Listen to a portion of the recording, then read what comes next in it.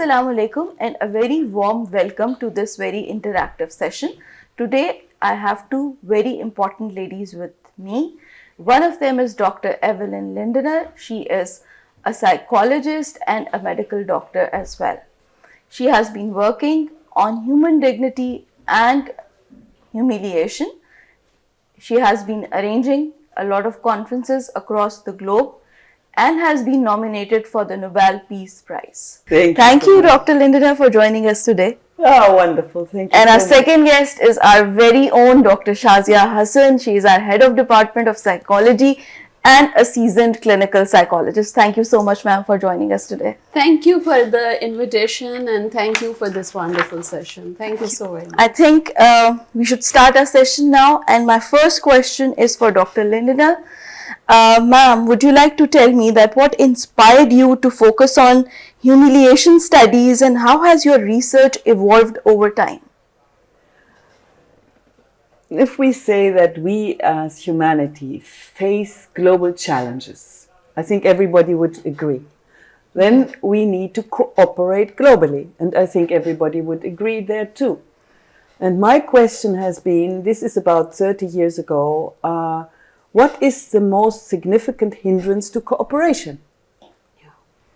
And as a clinical psychologist, I had the experience that if you have a group of people in front of you and they have a conflict that looks very easy to solve, just a small compromise from outside, but the people don't solve it. They don't want to solve it because they humiliate each other.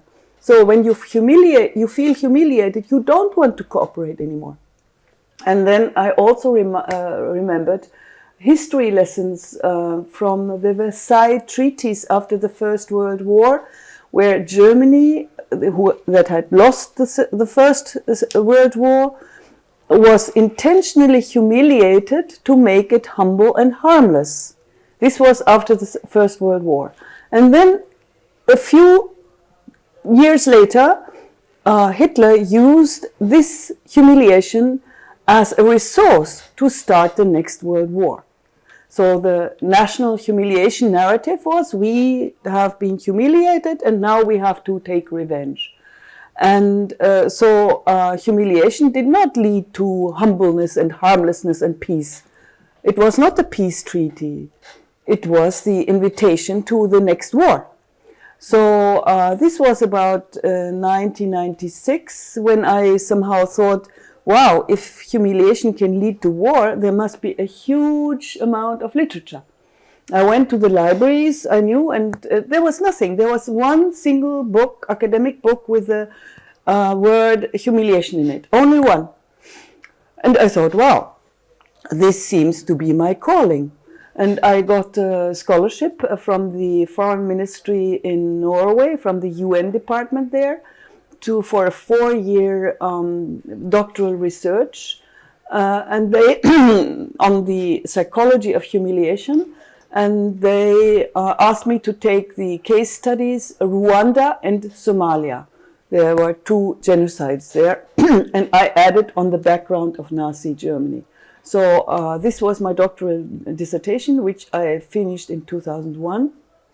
And then people told me, wow, you have created a new academic field, humiliation studies. It's transdisciplinary. It's not just psychology, it's anthropology, sociology, history, religion, everything, and political science. And I would never have thought of founding an organization, but there were so many people kind of pushing, and in 2003, another woman came, her name is Linda Hartling. She is the only one who wrote a dissertation on humiliation, and she did that even before me. And until now, there is almost no research, much research, very few. It's just very new.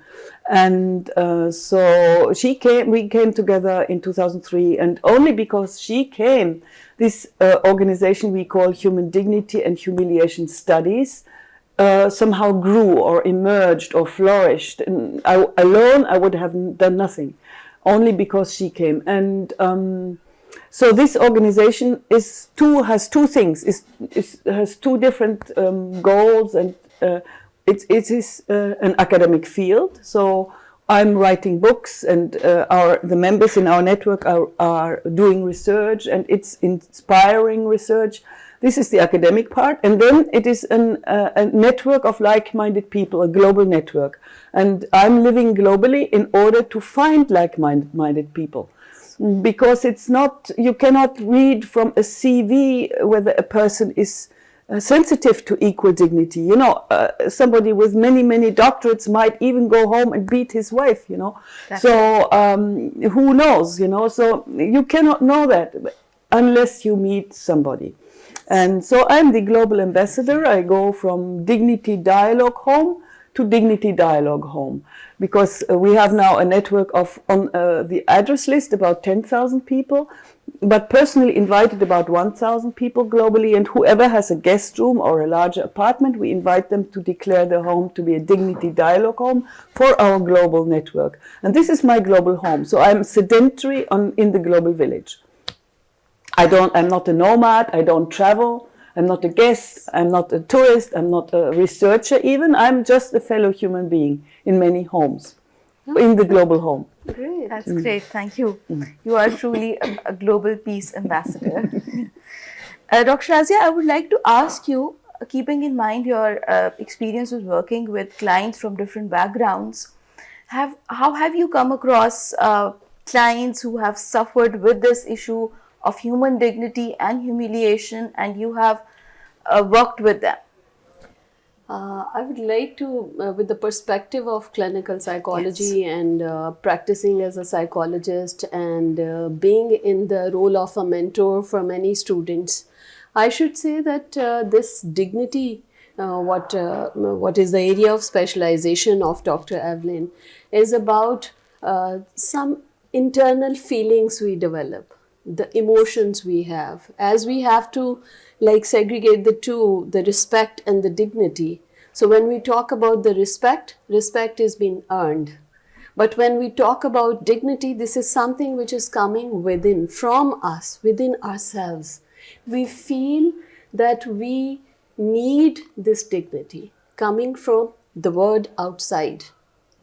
So I believe that many of the people, as I used the word pathology yesterday, and Dr. Evelin corrected me that it's more like injuries. Yes. So when we talk about the injuries, and my work is more on relationship studies, on parenting, on the families and suicide.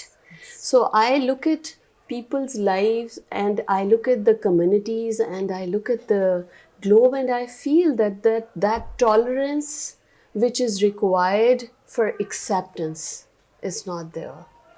We are humiliating other people, which, as per the theory of Evelin, is injuring their self. The innate emotion we have. We are born with this need of being dignified. We should be having this feeling from the families, from the communities, and from the globe, that whatever and whoever we are, we should be respected and we should be accepted.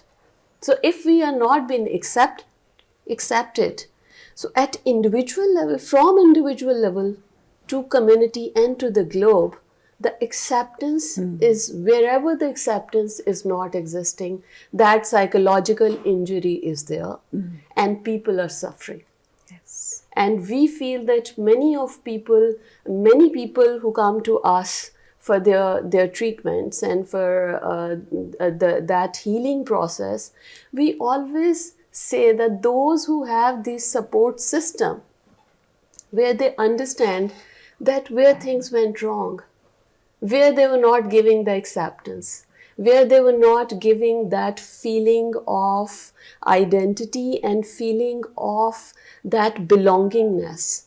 So wherever that belongingness is lacking, the people will be feeling that they are suffering from symptoms, and those symptoms which creates then trouble for the family. Because I am a family therapist too. So I see the couple suffering, I see the family suffering, I see the siblings and kids suffering, just because that need of belongingness, that need of acceptance, that need of being that feeling, developing that feeling that they are dignified people. And wherever the humiliation exists, it creates all those symptoms which make people feel that we don't want to stay in this reality, in this real world. So gradually from this real world, they start going into a fantasy world. And that fantasy world is something, we call it psychosis. We say that they don't want to live with people, with community, with the globe, where they don't have that feeling of acceptance and belongingness. and belongingness. And that is something we are learning from Dr. Evelin, and that is wonderful to know another aspect of human mind and the social world around us, because definitely here it connects the social psychology, clinical psychology, anthropology, sociology, philosophy. We are working, I think this is the right word, I should say, that the collaborative learning Yes. for human sufferings, that why do people suffer. Absolutely. It's like a wonderful learning from her, and the interactive dialogues we are having, that is giving new understanding about the psychology and other fields as well, at the same time for students, for faculty, and for general audience. Thank you, Dr. Shazia. Thank you for answering this very pertinent question, which is regarding to human suffering. I think this is something we are all looking for. And Dr. Evelin and people like you are trying to answer this question. My next question is for both of you, basically, and it's more about Pakistan. As we know that Pakistan has experienced numerous conflicts over the years, including terrorism and sectarian violence. How do you think humiliation and dignity play a role in these conflicts? For both of you. Would you like to say something first? When I think of sectarian conflicts and Pakistan, then I must admit that this is not a problem of Pakistan alone. It's a world problem, and it's if we say that we live in a global village, then it is the biggest problem of the global village today. Because we can say that wars are sectarian violence in the global village. And they can now, for the first time in our time, lead to global annihilation of all life on earth. This has not been there before. Sectarian conflict sounds so harmless. Oh, there is some conflict, some stupid people. But now we can kill all life on earth with that conflict. So it's much more serious, and we shouldn't take it so lightly, oh, there is some conflict. It's the most serious problem we have, and globally. And and Pakistan is simply one little example of that. And so this is basically also why I think the study of humiliation is more important, because and there comes the geopolitical chronology, the big history. I like to look at big history. We human beings, we walk this planet only since about 300,000 years, which is very, very short compared with the dinosaurs who were here for millions of years. And for the first 97% of our history, we were very few. We populated this planet starting from Africa. We always could go to the next valley, follow the wild food there, the animals, the food. It was a win-win situation. And there our psyches evolved. We are made to live in small groups and egalitarian groups and have this and it is unity in diversity also. Everyone in these small groups, and we see it in indigenous populations today sometimes still, everyone has different talents, and all the talents are used, and even there is no old age. There is, you can always contribute, even if you are 90 or 100, So until about 11,700 years ago, our ancestors lived like that. 11,700 years ago, there was a big start of a big change. It was the end of the last ice age, and it was also the point of time where the first round of globalization for our ancestors had ended. They had for the first time populated the last continent, South America. And then something started that anthropologists call circumscription, which means limitation. Suddenly, you couldn't perhaps go to the next valley. Other people had already settled around the river that gave so much fish here. It's in this region even, you know, and so the people on the periphery, they were stuck, and then they developed what we call complex agriculture. We have the word Neolithic Revolution for that started at that point. In the moment you are sedentary, you are in a win-lose game. It's either my territory or your territory. And then the last 3% of our history on this planet, we see systematic war. It is the security dilemma that keeps everyone in fear of being attacked from the neighbor. And you have the motto, if you want peace, prepare for war. And you get some weapons, the others get afraid, they also get some weapons, you have an arms race, and you have almost automatically war. So the last 3% of our history, we see almost always war on our globe. And in that context, the so-called dominator model of society emerged, which is the strong man at the top. The young men are trained to defend their loved ones from the enemies at the borders, and the women have to raise the next generation in safety. We see that in Ukraine now. The men have to stay and fight and die and kill, and the women have to bring their children into safety. That is the dominator model of society. In that context, humiliation is regarded as a pro-social tool by those in power to keep that hierarchy. So, you know, the man in the house, even in countries like Norway, until 1868, it was enshrined in law that the husband, could beat his disobedient wife. So humiliating people who are below you was seen as a pro-social tool to keep their humbleness, and in that case, make them respect the hierarchy. Yes. Make them respect the hierarchy and become tools in the hands of the masters. So you should not flourish. You should not flourish. You know, you should become a tool. And so that was basically, most of us on this planet are socialized into that kind of mindset. It's a hierarchical mindset. It is in a context where dominator polities compete for dominance, compete for domination, and live in constant fear. And in that time, you could sometimes achieve peace for a while if you were victorious over your enemies. It could be, you know, but now we live in completely new times where this strategy no longer works, because we live in a more interconnected world, and we are reaching the limits of the carrying capacity of our planet.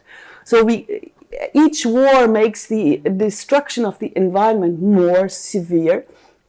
And then we have the danger of nuclear war that kills all life on Earth.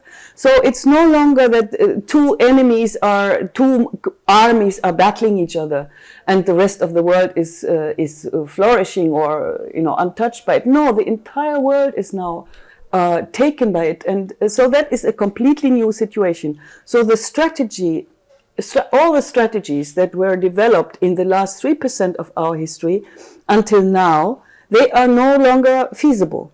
They are suicidal now. Mm-hmm. So we are living in a time where we have to, within a few years, we have to unlearn what our ancestors taught us in the last 3% of our history. And we have to go back to what we were socialized into before that, in the first 97% of our history. We have to remember we are human beings who can flourish if we are, you know, seen and feel belong and respected and can flourish. We can. We it's even a better world if we try to hold hands globally as the global family of humans that we are. We will be able to build a much, much better world for us. We need to understand that and unlearn what we learned in the last 3% of our history. Even though it is, and it's especially for men, it's not easy, because to be a man, you learned to be proud of being combative. And if you think that I'm only a man if I'm combative, then you need enemies. Yeah. Okay, so you create enemies, even if there is no need for it. And this is dangerous now. In the past, okay, but now it's suicidal. So we women and psychologists, we have to go into international relations theory, into all these fields, economy, which are dominated by men. Mm-hmm. We have to go there and say, please, now, the combative mindset is suicidal. We can't have it anymore, not in economy either, where basically the economy is a war theater. Competition for domination. We can't have that anymore. We need to look at the role of women. The role of women has always been in this dominator model of society to take care of the household, to take care of the feelings of the family, to remember the birthdays, everything, and this is what we need now. So please, we invite all the men who think that combativeness is masculinity. No, courage. We need courage. We need courage to take care. We need to invite men to be courageous enough to become caretaker. Yeah. Yes, we need courage and compassion. Yes. Dr. Shazia? As you said that Pakistan, the conflicts and the terrorism in Pakistan, in this country, I should say that everything which is happening in any country is being done globally. It's not the policies, or it's not between or among few countries, yes. Or it's not only with our neighbors. There are many powers, superpowers, or the hierarchy which is involved in creating all that conflict and trauma which is happening within this globe, I should say, because when we say that only Pakistan, it's not only Pakistan. No. Pakistan is facing many things, but that is being, there are many people in many countries and many forces involved to create that humiliation, and then the conflict, and then the terrorism and aggression. Because it's when you talk about humiliation, basically it's based on the needs, the frustration, where we feel as a country that our needs and our identities being challenged. We might not be getting what we should be, the way we should be treated by the world or by the globe. That is not there, which is creating all that frustration. And that frustration then, as was referred by Dr. Evelin, that when you humiliate one nation, it creates that need that they should get the satisfaction by creating another type of conflict somewhere in the globe, within the globe. So I feel that for Pakistan, there are many challenges we are facing as a nation. Our youth are facing the economic challenges, the political challenges, the geopolitical situations we are in.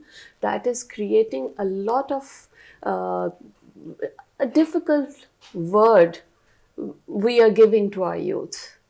I think after maybe 40 years or 50 years, our youth will be facing more what we faced in our life. So we have to give them a globe which is more secure, which can offer them better resources, better opportunities, and need to understand that together they can make a difference. Rather than thinking in conflict, you're combating with each other. and you are destroying your resources, you are destroying your energies.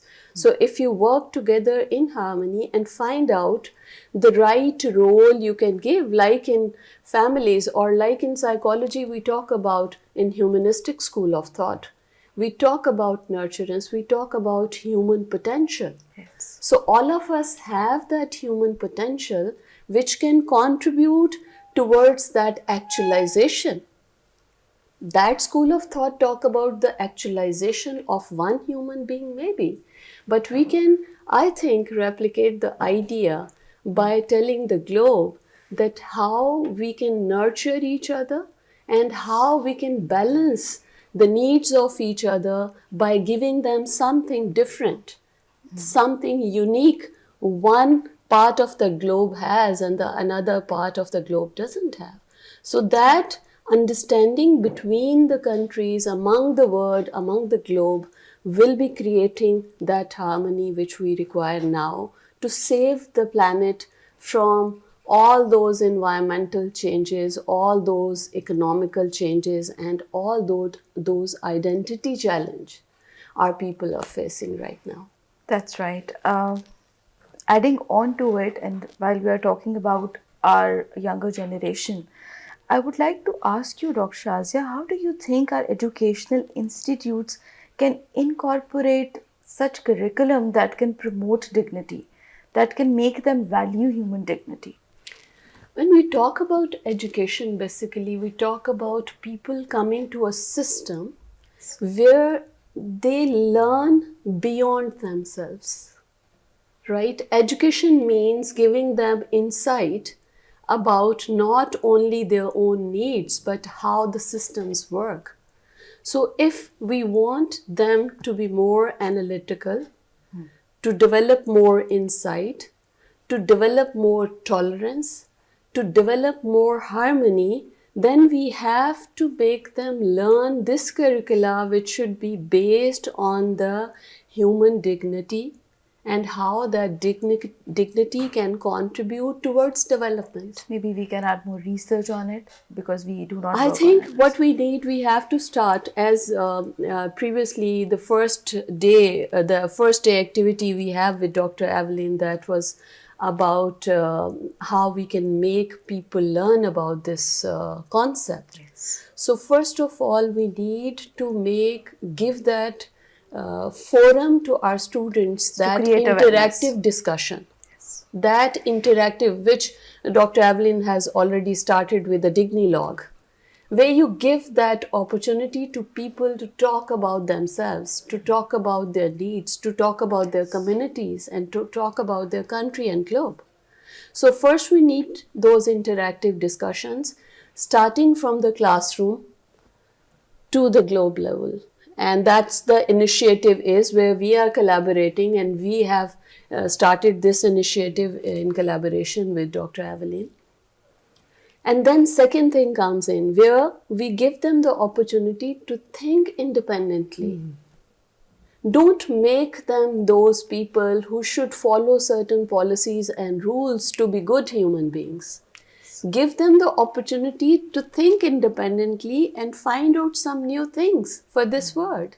Not only for this country or for their families and for themselves only. So we have to make them, as education is there to develop the analytical abilities, that makes that we have to make them understand that how they can come forward from their self to the world. So that curriculum which should be based on certain ideas in every field, where they have to, even in IT, even in engineering and management, in media, whatever we're doing, we should know that how it's going to affect the communities and the greater good of people. How it's going, like in social media these days, youngsters are very connected. Yes. And they're thinking a lot about whatever is happening around, and they start feeling themselves lesser than other communities. They start comparing themselves, and they start feeling that they are not being accepted just because they don't belong to that group. So that feeling of humiliation is creating that trouble for the youth these days. It is. So we have to train our educationists, we have to train our policymakers, we have to train our individual faculty members and the communities, and then the country and the globe, that how we can make people learn. As it was said, that from United Nations to United people. United people. Yes. So we have to develop that concept of united people And social cohesion. social cohesion. Globally, Yeah. in our global human family. Dr. Evelin, I would like you to tell us more about your conferences that you have been doing around the globe to bring about this social cohesion. Yes. Our first conference was in 2003 in Paris. Okay. No, the first even was organized by the founder of the academic field of conflict resolution, Morten Deutsch, at the Teachers College at Columbia University. A very special Teachers College is different, has a different mindset from the main Columbia University, and Morten Deutsch even had a more emancipatory mindset. So he founded the International Center for Cooperation and Conflict Resolution, and his main message was cooperation is better than competition. And so he convened the first workshop on transforming humiliation and violent conflict in 2003 at Teachers College in New York.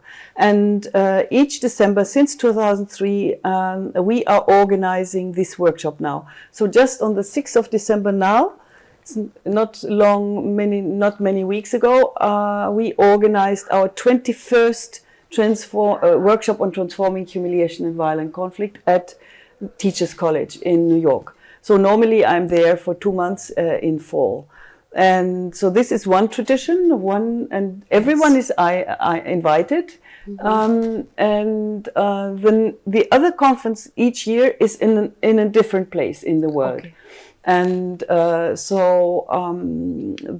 we have had conferences in China in 2007, in Hangzhou, in Africa, in Rwanda, because this is where I did my doctoral research, in the Amazon in 2019, in Brazil, and in Thailand, and all around the world, each year in a different place. And we always, like the first one after COVID was in 2022 in Jordan, in Amman, invited by Prince Hasan bin Talal, of Jordan, who had founded the Royal Institute for Interfaith Studies in Amman. And he was the one who said, okay, title of the conference, From United Nations to United People. Oh. Yeah. So he's a Mandela-like thinker. He is basically not the royal material, you could say. He is really a scholar and an academic, nice. And he wrote very interesting books. So he is somebody who should, I always tell him, please speak louder, your voice. We need the Mandelas on this world, on this globe now. And so this was after COVID, the first one, and then now we had in September the next one in Madrid. And now it will be wonderful to be here in October. In October. Yes, inshallah. Absolutely wonderful. And then the next year we have it in Hamburg, in Germany. Okay. And and we had it twice in Oslo, in Norway. Norway is a very interesting country because they were spared being pressed into the dominator model of society due to poverty and periphery, geopolitical location at the periphery. They were too far away and too poor. No empire wanted to conquer them. So therefore they could maintain a kind of sense of equal dignity as a cultural heritage. That is very rare on this planet. Most people have been forced into this hierarchy. And they have the cultural heritage of equal dignity and mutual solidarity. And I think this is also in synchrony with the the core human rights ideal of every human being is born free and equal in dignity and rights. It is the Norwegian cultural heritage. Already Sweden doesn't have the same heritage. So therefore, Norway is for me one important platform. So these are our conferences, and we always wait to be invited. All our work is without money. We have almost zero budget. And whoever comes to our conferences, we invite them to cover the cost of the travel alone. And it depends on the place.